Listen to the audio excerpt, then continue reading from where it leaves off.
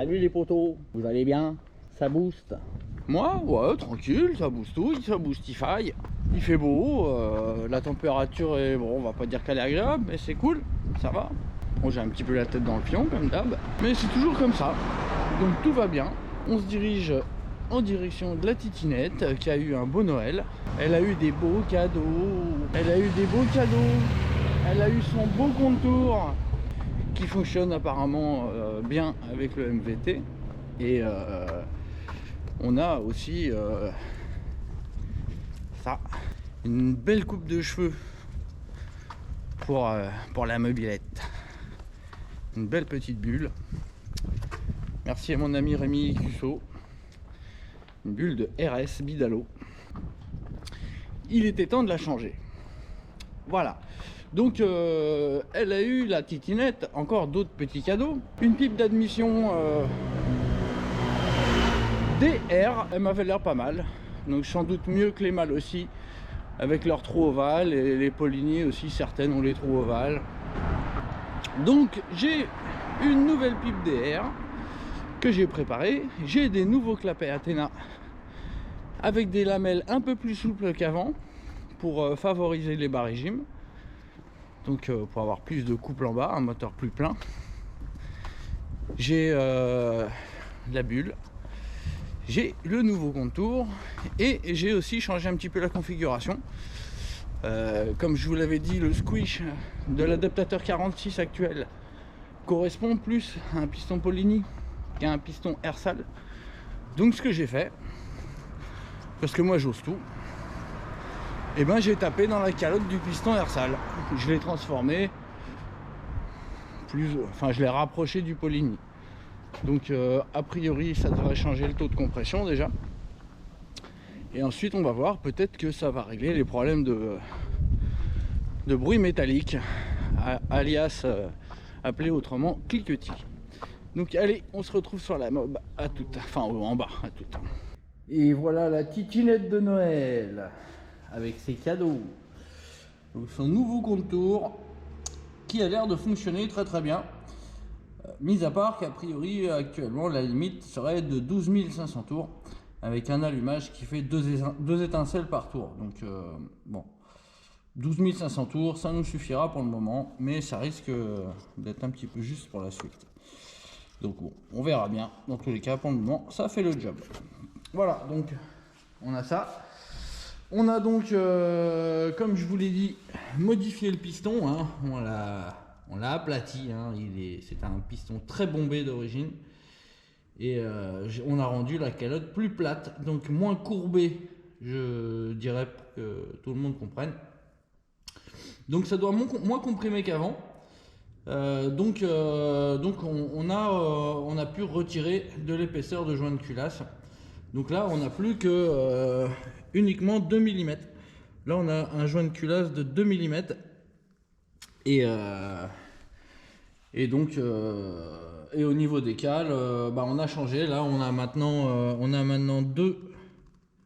Il me semble qu'on a deux et 2 x 0,25.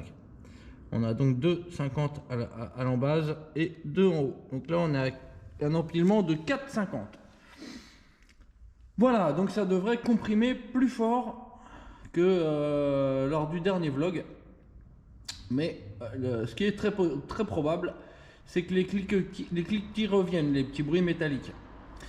Sinon, alors, on voit pas grand-chose. Je vous montrerai peut-être plus aux Bahamas. Mais la petite pipe DR, elle fait super bien son boulot. Regardez, hein, le carbu arrive vraiment à quelques millimètres du support moteur. Donc vraiment, on a beaucoup de place. Le carbu passe vraiment à l'aise, de chez à l'aise. Et il y a une place au-dessus, je pourrais me passer du chapeau de Stéphane. Hein. Du coup, là, je pourrais utiliser le coude. Il n'y aurait pas de problème. Regardez comme ça passe avec cette pipe DR. Elle est tip top. Alors c'est une pipe DR SP. C'est pas une pipe DR RCX. Hein. Pipe DR SP. Je suis quasiment sûr à 99% que c'est une SP. Voilà. Donc avec ça, vous avez un carbu qui a une très bonne position. Vous voyez, il est légèrement vers le bas. Ce qui fait que quand le moteur est à fond, donc le carbu est légèrement à la verticale. Alors que si c'est l'inverse, hein, si votre carbu est légèrement à la verticale avec le moteur en bas, imaginez que le moteur en haut, il est évidemment dans le cadre. Voilà, donc à part ça, comme je vous ai dit, des clapets Athena 9 que j'ai préparé évidemment, hein, je trouve toujours moyen d'enlever un peu de matière par-ci par-là, avec des lamelles, donc non pas celles d'origine qui sont du 0,20, mais a priori j'ai du 0,30 Polini là, du 0,30 Polini, et donc normalement il y a des chances que ce soit plus souple, plus coupleux que lors des vidéos précédentes, grâce à ces lamelles qui sont plus souples, ce qui favorise les bas régimes. Voilà, donc que dire d'autre à part que voilà, j'ai plus qu'à monter, j'ai plus qu'à offrir le dernier cadeau de Titinette, c'est-à-dire lui mettre la bulle. Voilà, donc la difficulté c'est, voyez-vous, il y a l'araignée, hein, donc la partie métallique qui est censée tenir la bulle. La partie métallique, hein, vous voyez les deux bras là, les deux bras. Le problème c'est qu'il faut faire des dégagements, il fallait faire des dégagements dans la bulle. Et je les avais pas fait au bon endroit. Donc là, a priori, ça devrait être pas mal. Ensuite, il va falloir que je fasse les trous dans la bulle. Il va falloir que je fasse les trous qui correspondent. Petite pub en passant. Il va falloir que je fasse les trous qui correspondent pour que la bulle aille bien. Voilà. Donc au boulot. Revaltech, que je remercie d'avoir fait un geste très sympa. C'était l'hiver dernier. Très sympa. Donc merci Revaltech. Je vous les conseille surtout pour les traitements de variateurs. Ça, pour les traitements de joue alu. Ils sont très très bons. Très très bons. Après les cylindres, je ne peux pas dire, je n'ai pas testé. Voilà, allez, moi je vais faire mes petits trous, des petits trous partout. Et puis je vous reprends une fois que c'est monté. Pour faire craquer la petite Titinette. Et puis on va voir ce que donne ce contour. Voilà, allez à toutes. Et oui, je suis pressé de lui mettre la bulle à Titinette, mais j'allais oublier de vous parler de quelque chose. Donc vous voyez là, donc c'est mon tableau de bord. Donc c'est juste une tôle, hein, qui va de là, de ce bras là à ce bras là. C'est une tôle qui est soudée.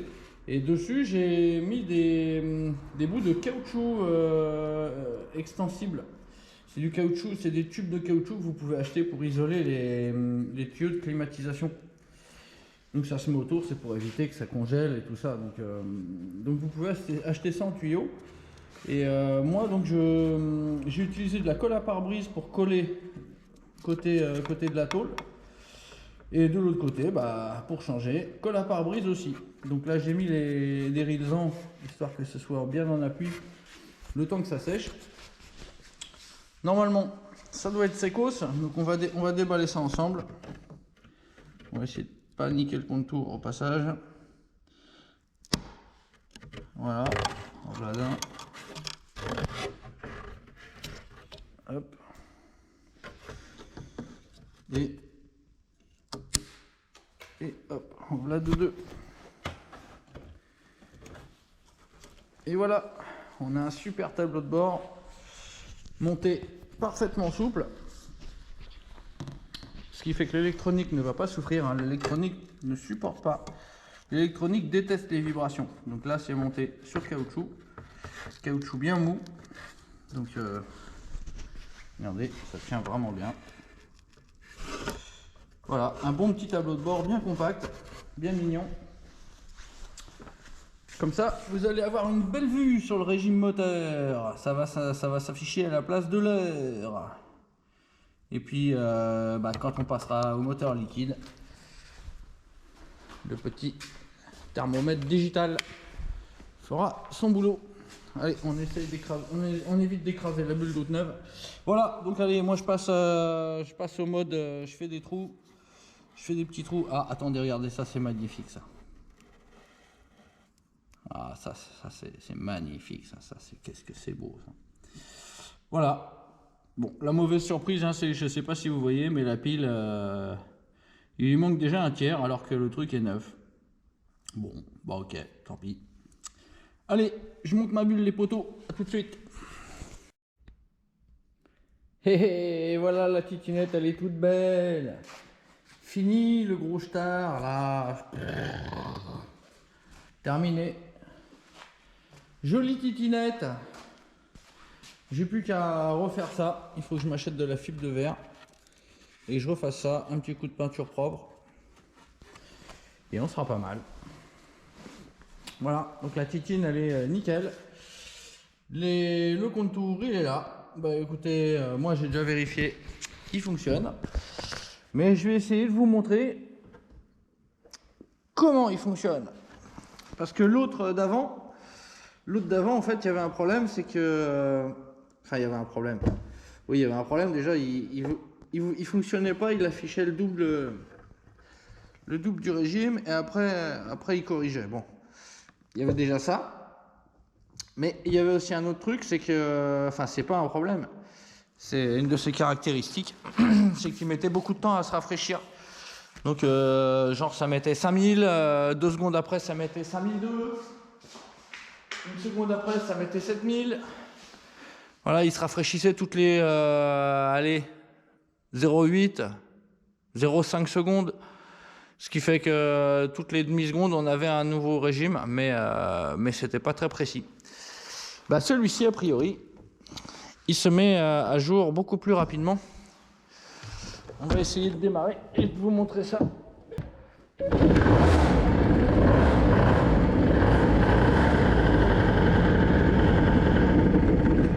Hop. Allez, on vire le starter et on recommence.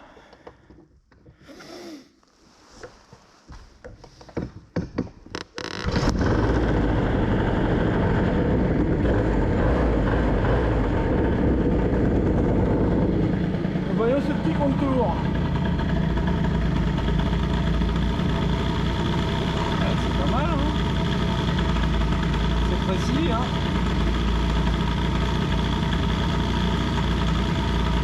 C'est précis. Au passage, mon ralenti est stable. C'est mignon. Alors.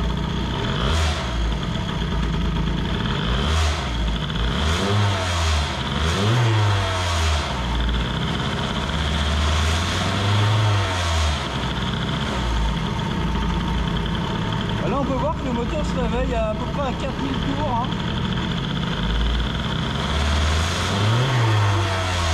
Ah, il y a du monde qui arrive, on va être obligé d'arrêter.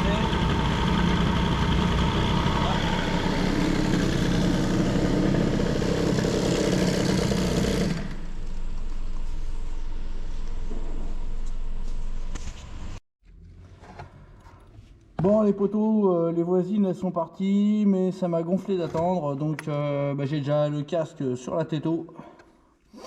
J'ai le casque sur la této, j'allume le GPS et on va aller faire un tour.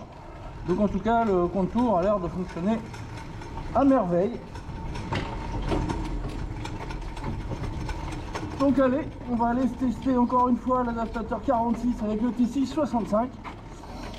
Objectif, voir si en corrigeant le l'angle de squish de l'adaptateur, on arrive à atténuer ou faire disparaître même ces petits bruits. Bon, la batterie du GPS est dans le sac. J'espère qu'il va tenir jusqu'au bout de l'essai. Allez, on est parti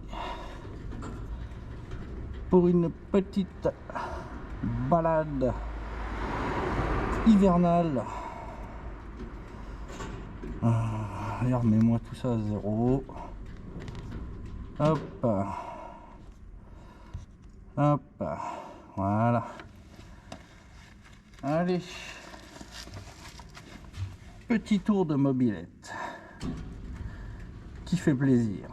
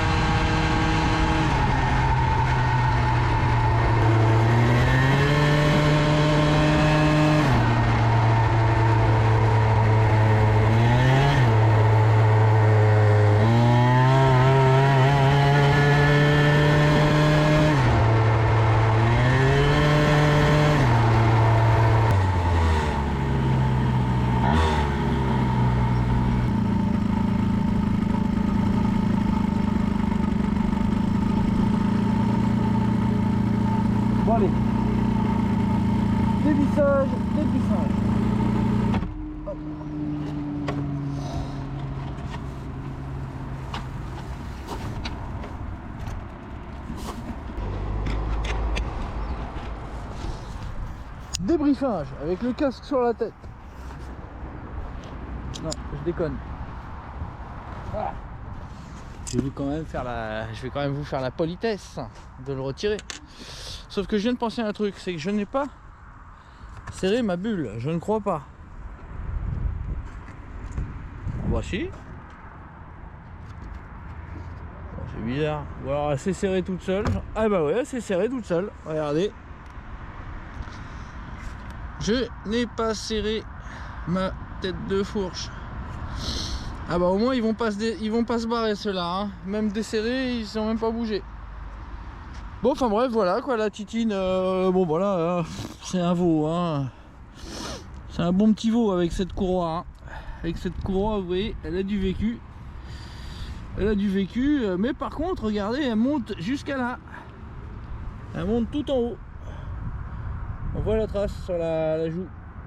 Bon, le problème c'est que comme elle est plus large, et ben elle va pas tout au fond du vario. Donc pour qu'elle aille tout au fond du vario, il faudrait que je rajoute une rondelle, voire 2 rondelles, et on retrouverait le démarrage qu'on avait avant. Voilà, c'est tout le principe du Stradivario, c'est de pouvoir bien régler la position de la courroie en position basse, ce qui vous permet vraiment d'optimiser le démarrage. Et en plus de ça, ça n'influe pas la position haute de la courroie, donc vous pouvez mettre de la cale, vous pouvez faire descendre votre courroie bien au fond, comme ça vous aurez une patate de fou au démarrage. Et voilà, tout simplement. Donc là il faudrait que je rajoute 1 ou 2 rondelles sur mon canon pour le rallonger un petit peu, histoire que mes 2 joues puissent s'écarter plus. Et voilà, et j'aurai la patate au démarrage comme j'avais avant avec l'autre courroie. Maintenant on va voir combien de temps elle dure celle-là. Bon, enfin voilà quoi. Voilà, les courroies de booster, ça va très bien sur un RCX avec un kit Stradivario. Voilà, ça va nickel. Il suffit juste d'ajuster avec les rondelles pour avoir la courroie qui descend bien au fond. Voilà les potes, sinon la mauvaise nouvelle, vous avez vu, c'est que le GPS il était déchargé. Donc aujourd'hui on fera pas de vitesse de pointe, hein. On se fait juste une petite balade, un petit blabla, un petit vlog sans grand intérêt. Donc on peut admirer quand même que la titinette a une belle coupe de cheveux, un beau brushing, nickel. Donc vous pouvez voir hein, que mon GPS est fixé avec une ventouse, avec la ventouse hein, prévue pour le pare-brise. Donc ça a tenu pour le moment, on verra si ça continue. De temps en temps ça se barre hein, mais pour le moment ça tient pas mal. Sinon que rajouter à cela, vous avez vu le contour hein, le contour on varie entre 8000 et 9000 là, donc ça prend vraiment pas beaucoup de tours. On est en mode tracteur hein. D'ailleurs j'ai bien l'impression que les clapets plus souples, ça a payé. J'ai bien l'impression que le moteur est plus souple qu'avant, plus coupleux qu'avant. Là vraiment je prends presque pas de régime au démarrage, enfin par rapport à avant. Je prends peu de régime au démarrage et la bécane décolle pas trop mal. Je me fais pas trop klaxonner au feu rouge. Donc je pense que j'ai gagné en bas. Le constat principal, donc comme je vous ai dit, les tests, là cette balade aujourd'hui c'était pour tester, voir si on avait toujours ces bruits d'auto-allumage, donc ces cliquetis, ces bruits métalliques dans le moteur quand je coupe les gaz. Bah écoutez, la très bonne nouvelle c'est qu'il n'y en a plus. Il n'y a plus de cliquetis, donc c'était bien dû à la différence d'angle entre la rondelle boost et le piston. Enfin entre la calotte boost et le piston, enfin la calotte de l'adaptateur, enfin la forme de l'adaptateur. Donc là en fait hein, je vous explique, et donc là j'ai utilisé une culasse culasse boost avec l'adaptateur boost prototype qui nous donne un angle d'à peu près 12-14 degrés et donc le piston Ersal fait sur le bord, il y a un bon 20-25 degrés sur le bord. du piston Arsal. Donc moi j'ai fait en sorte qu'il corresponde mieux à la culasse.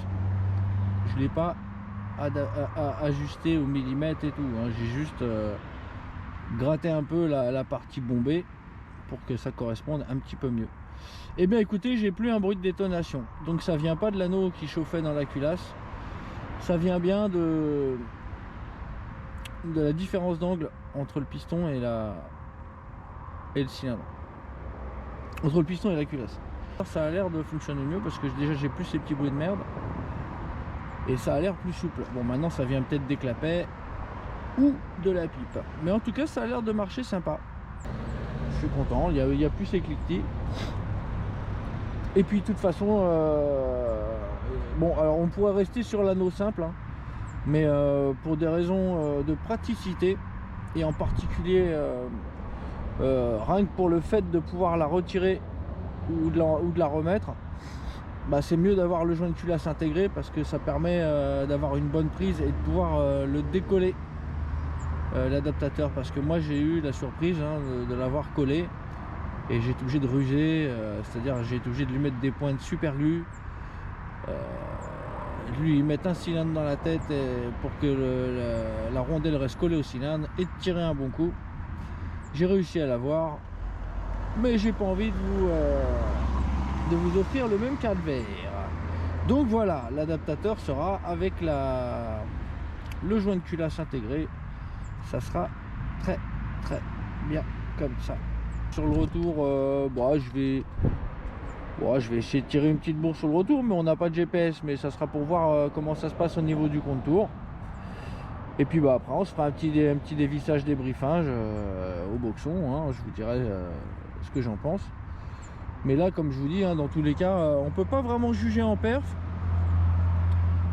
Et ça va être difficile de juger, enfin on va voir. Je vais voir, mais en tout cas avec cette courroie là, le variateur monte très haut. Donc on n'est pas prêt de reprendre du régime. Je sais même pas si on va arriver en haut du variateur quand je serai entre guillemets à fond. Ça doit tirer très long. Donc bref, allez, on va se faire ce petit retour. Moi je vous réinstalle sur la mob. Je vais profiter encore quelques instants de ce petit soleil hivernal bien agréable. Bon les potos, on est parti. J'allume le GPS, je sais pas s'il va tenir, ça m'étonnerait. Allez, on se barros. On va voir ce que ça donne cette affaire. Je m'attends à rien, hein, honnêtement rien du tout.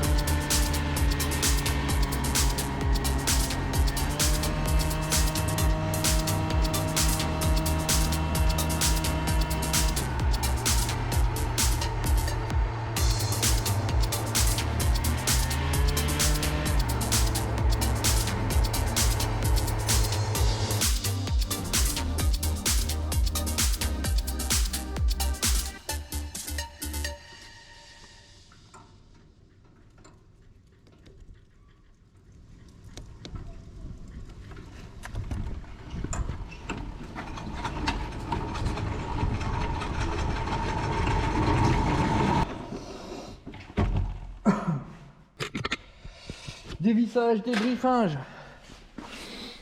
Allez, qu'est-ce qu'il va nous dire lui? Ah, intéressant. On a 20 à 30 degrés de moins maintenant. Ah non, là c'est toujours pareil, 120.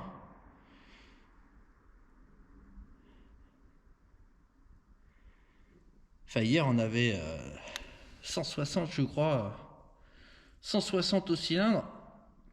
Et là, étrangement, j'ai roulé comme un gros con. Et on a beaucoup moins. On a 135. C'est intéressant. C'est intéressant. Voilà, on a 140. Mais ça a l'air de chauffer moins. Avec un squish correct. C'est intéressant. Enfin bref. Donc bon bah comme prévu vous avez vu hein, on a refait 111. Donc comme hier, il n'y avait pas de vent favorable, donc 111. Et avec, comme vous le savez, avec la culasse Fox, un bon petit vent arrière, on a fait 114. Donc c'est vraiment tout à fait comparable. Et a priori, ça gagne pas grand chose à avoir un squish qui correspond bien. Enfin, mis à part une chose, il faut savoir que là, actuellement, donc comme je vous ai dit, là j'ai une courroie très très large qui fait qu'elle monte très très haut et donc ça me donne une démultiplication finale qui est beaucoup plus longue qu'avant. Donc la conséquence c'est que le moteur ne prend plus de sur-régime ne prend pas de sur-régime étant donné que j'arrive pas tout en haut du variateur. Donc normalement la courroie monte à un régime stable et une fois qu'elle arrive en haut du variateur, le régime il remonte après. Bah là, a priori, avec une courroie qui monte aussi haut que là, je ne reprends pas de régime. Donc j'ai regardé le compte tour, me met le régime max, donc j'aurais pris 10 000 tours, 10 060, il me semble. Hein, on va aller le revérifier. On va l'allumer, la classe, quoi. Voilà. Et 10 060 tours, voilà. Donc j'ai pris un régime max de 10 060 tours, c'est-à-dire pas grand-chose, pour une vitesse de 111 km/h. Ce qui est vraiment sympathique. Très sympa. Bon, la mob, elle est nulle. Hein. Je vous dis honnêtement, moi, j'aime pas. Hein. Le vario, il est trop lourd. L'embrayage, il est lourd. Résultat, la machine, elle accélère pas trop au démarrage. En reprise, on n'est pas dans la patate. Donc, quand on remet un coup de gaz, c'est un peu mou, quoi. Mais bon. Vous avez vu, pour tester la vitesse de pointe, pas besoin d'avoir un truc qui est réglé comme un dragster. Il suffit d'avoir la bonne démule et d'avoir de la puissance. Au régime où on a réglé le vario. Et puis après, c'est le moteur qui fait ce qu'il peut contre le vent, contre l'air. Et donc on obtient une vitesse. Donc là, vous avez vu, 111, pareil que hier. Avec le piston qui n'était pas repris, ça comprimait moins fort, là ça comprime plus fort, mais ça change rien. Les clapets ils sont plus fins. A priori j'ai l'impression que c'est mieux dans les bas régimes, c'est plus coupleux. La pipe ça, a priori ça n'a rien changé. Donc voilà, on en est à 111, donc avec un T6 65. Que ce soit avec la culasse de Fox ou la culasse Boost, on arrive à peu près à la même chose. Ça ne change pas grand-chose. Après, il faut voir la température et puis évidemment l'aspect. Voilà. Bon, les potos, moi je vais continuer mes bidouilles. Je sais pas qu'est-ce que ça va être la prochaine. Ça va être une surprise. On va même pas réfléchir ensemble. Je vais pas vous dire. Je vais y réfléchir moi-même. Donc là, on va voir ce que c'est la prochaine. Et je vous dirai ça sur le trajet entre le R&D et le boxon. Donc les potos, n'oubliez pas, si c'est pas déjà fait, abonnez-vous. Si c'est pas déjà fait, et si vous aimez, cliquez j'aime. Et si vous avez plein d'oseille, litchi, moi j'en ai pas beaucoup pour le moment. Ça ira peut-être mieux bientôt, on verra. Salut les potos!